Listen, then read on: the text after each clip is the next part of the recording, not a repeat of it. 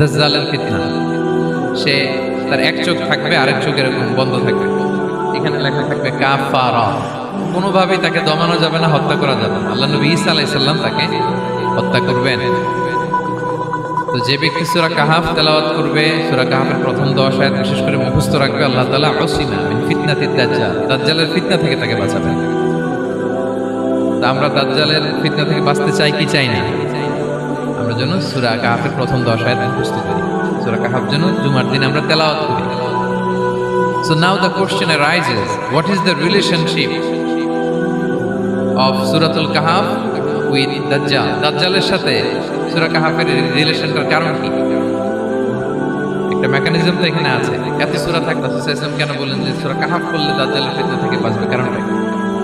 এর কারণ হচ্ছে দাজ্জাল আমাদেরকে যে সমস্ত জিনিস দিয়ে ফিতনায় ফেলবে, ওই ফিতনাগুলোর সলিউশন আল্লাহ তাআলা সূরা কাহাফের ভিতরে রেখে দিয়েছেন।